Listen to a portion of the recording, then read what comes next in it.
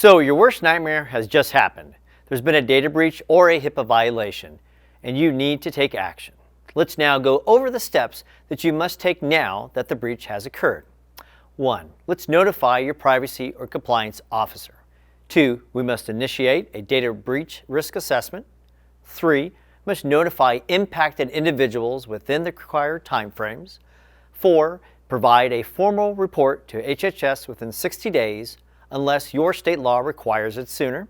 5. Notify local media if the breach impacted more than 500 individuals. The HIPAA regulation requires you to notify the impacted individuals within 60 days. However, multiple states like Texas, Wisconsin, North Carolina, and Alabama have more stringent laws that require less than 60 days notification, with many other states following suit, so time is of the essence.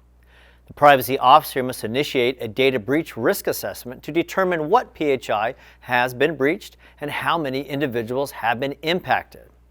A formal report must be compiled and reported to the HHS within 60 days.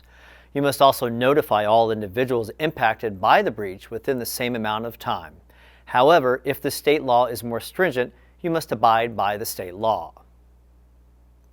The media notice rule requires covered entities to report the breach of 500 or more individuals to the local news outlet. Your privacy officer will need to contact local TV and newspaper outlets and provide a notification.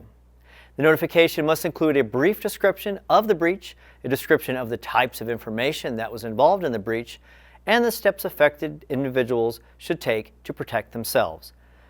It must also include a brief description of what the covered entity is doing to investigate the breach, mitigate the harm, and prevent further breaches.